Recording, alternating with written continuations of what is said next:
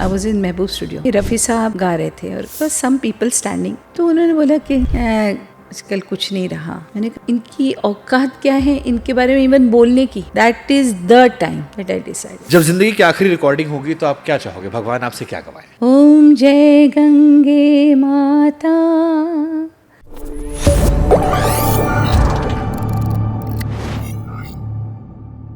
I was in Mehboob studio और उन दिनों में रफ़ी साहब गा रहे थे और थोड़ा सा उनका, जैसे कि हर एक सिंगर का मैंने बोला ना कि थोड़ा सा ऊपर नीचे 19-20 कभी ना कभी गले में होता है। इट्स नथिंग अननेचुरल नहीं है। तो ऐसा कुछ वो थोड़ा सा टाइम था, तो बस सम पीपल स्टैंडिंग, जिसका कोई म्यूज़िक का सर पैर नहीं था। एंड मेरा गाना हो गया तो आई वॉज लीविंग और आई वॉज स्टैंडिंग देयर। तो उन्होंने बोला कि आजकल कुछ नहीं रहा। अरे ऐसे मुझे मतलब लगी वो बात। मैंने कहा ये म्यूज़िक का परमात्मा, उनके लिए अगर मतलब ये इनकी औकात क्या है इनके बारे में इवन बोलने की। दैट मीन्स कि ये इंडस्ट्री से लगाने जैसा है ही नहीं। That is the time that I decided. इनको नहीं, इनके लिए ऐसे बात कर सके मतलब। बट ये दुनिया ऐसी मैम। नहीं नहीं है, पर हाँ, मैं तो आई वॉज वेरी यंग। सही बात है। पर उसका असर हुआ। मैंने कहा इससे मैं कभी लगाव नहीं लगाऊंगी इंडस्ट्री से। नैयर साहब ने शायद कहा था कि आप नेक्स्ट लता जी हैं। उन्होंने बोला उनका, जबकि मैंने एक ही गाना गाया था। कभी आपने सीरियसली इस बात को लिया कि आप नेक्स्ट लता जी हैं? बहुत ऐसी चीज़ें मैं नहीं। बहुत सारे लोग बट ये मानते हैं कि अगर आप केवल टी सीरीज साथ ना होती तो आप शायद नेक्स्ट लता जी बन जाती। आपने अपने आप को लिमिट कर लिया कि मैं ये गाऊंगी। मुझे एक बात बताइए, अगर टी सीरीज ना होती तो इतने डिवोशनल्स किसने किए होते? तो मैं तो पहले तो रिजेक्ट हो चुकी थी ना।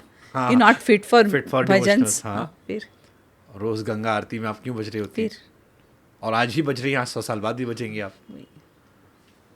सी you have to learn to appreciate what you have. आपकी सबसे बड़ी राइवलरी, मतलब प्रोफेशनल राइवलरी जो हेल्दी कंपटीशन में, वो अलका याग्निक को लोग मानते हैं कि दो लोग ऑलमोस्ट आसपास के टैलेंटेड लोग थे जो साथ में काम कर रहे थे जगह बनाने के लिए। कई लोग ये वो भी राइवलरी भी नहीं थी, वो इस गाने के जितना हुआ किया ना उस वजह से ऐसे लगा लोगों को। गाने के लिए इतना तमाशा। देखिए मैं बताती हूँ, शी हैड संग द सॉन्ग, ओके। उस वक्त की सिचुएशन बताती हूँ मैं।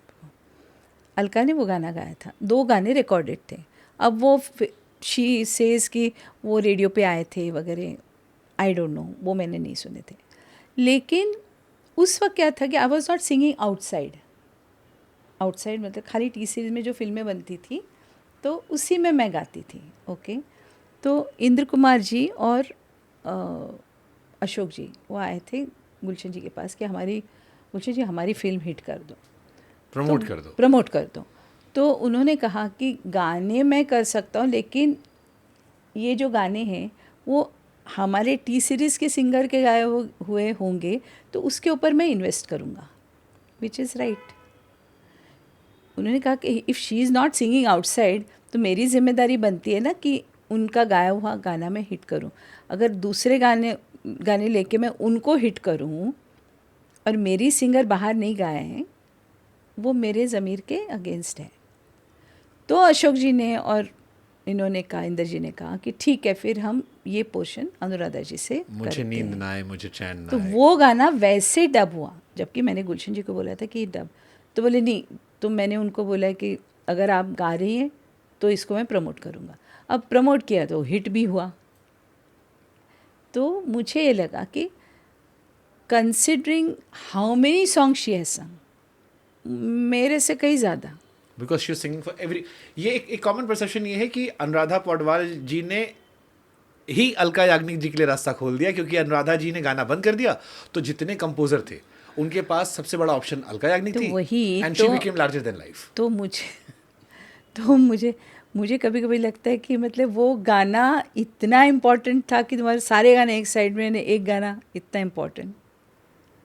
जबकि कितने सुंदर सुंदर गाने मिले, बहुत सुंदर सुंदर। आप पसंद करती हैं अलका जी की आवाज़ को? हाँ, क्यों नहीं, उनके कुछ कुछ गाने मुझे बहुत अच्छे लगते हैं। जैसे कौन सा?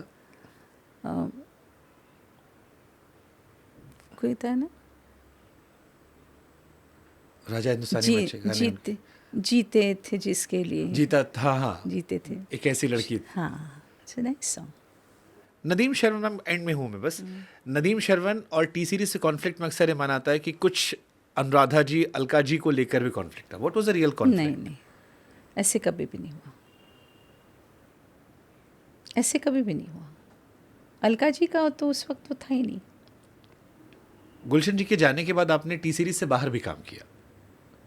ज़्यादा नहीं, थोड़े बहुत काम किए, जैसे ये दिल आशिकाना मैंने देखा, ये दिल आशिकाना में आपके एक गाना शायद था। नहीं, again that was dub by Alka,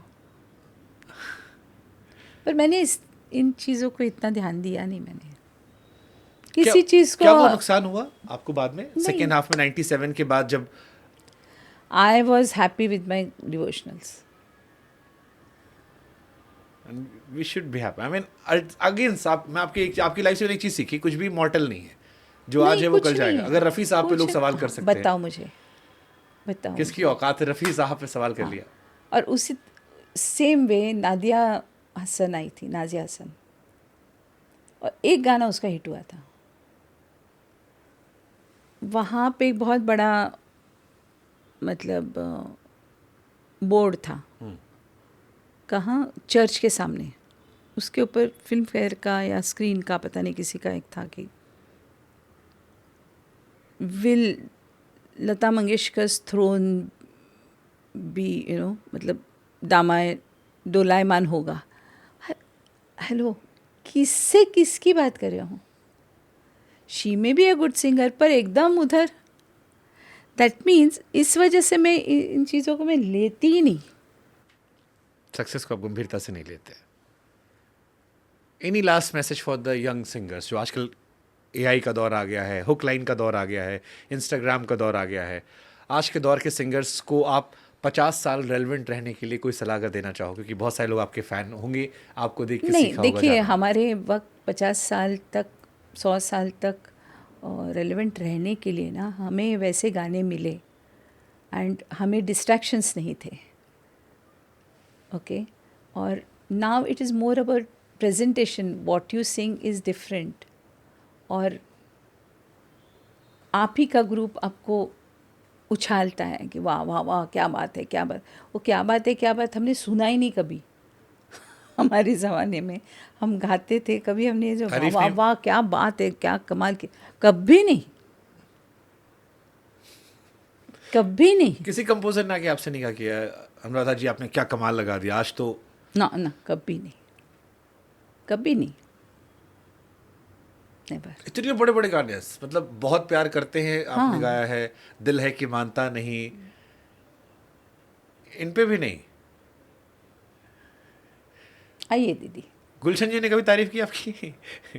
नहीं, कब, वो था ही नहीं ना, मतलब वो फॉर्मेट ही नहीं था। आज आप देखो ये गाना, फिर मैंने ऐसे समझा, मैंने ऐसे सुना कि मैं इसमें आग लगा दूंगा। अरे कब सुना तूने, कब सोचा ये? ऐसे मुझे लगता है कि अगर if you are interested with one song, तो you are suppose to deliver your goods and go home, ऐसा। सो डिफरेंट है, मतलब जैसा माहौल अलग है। Everybody is doing very well, but today it's more of a performance oriented. इसीलिए शायद डांस भी है, ये भी है, वो भी है। इसीलिए शायद अंताक्षरी से लेकर इंडियन आइडल या रियलिटी शोज में आज भी लोग पुराने गाने गाते हैं। वही तो है। इसीलिए शायद पुराने गानों को लोग ज़्यादा महसूस करते हैं। आप अच्छा, एक क्वेश्चन और, मैं सेकेंड लास्ट क्वेश्चन कर लेता हूँ। लिरिसिस्ट की बड़ी शिकायत होती है कि गाने को सिंगर अपना बना लेता है, म्यूजिक डायरेक्टर बना लेता है, जिसने लिखा उसको लोग नहीं उतना बात करते उसके बारे में।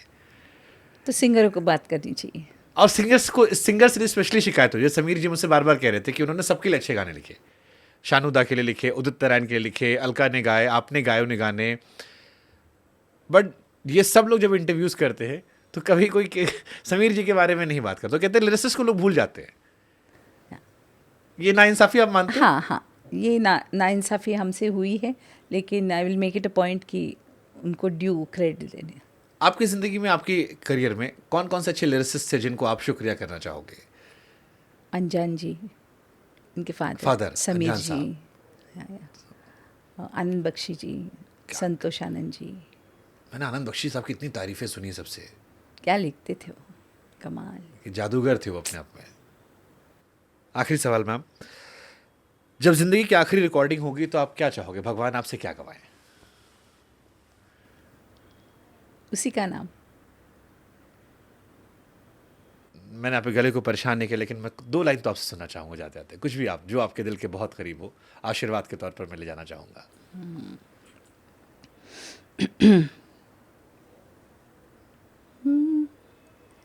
धीरे धीरे से मेरी जिंदगी में आना, धीरे धीरे से दिल को चुराना, तुमसे प्यार हमें है कितना जाने जाना, तुमसे मिलकर तुमको है बताना। एक कोई भजन में अगर 2 लाइनें सुन दे, मेरे कोई दिल के करीब, चाहे गंगा आरती या शिव अमृतवाणी में से, जो आपके दिल के करीब हो। दोनों मेरे सामने नहीं है। आप चाहें तो मैं लिस्ट दे सकता हूँ आपको मैं। ओम जय गंगे माता, मैया जय गंगे माता, तुमको, मुझे लिख के मैं दीजिए। आपको लिस्ट दे रहा हूँ। जो नर तुझको ध्याता, जो नर तुझको ध्याता, मन वांछित फल पाता। ओम जय गंगे माता।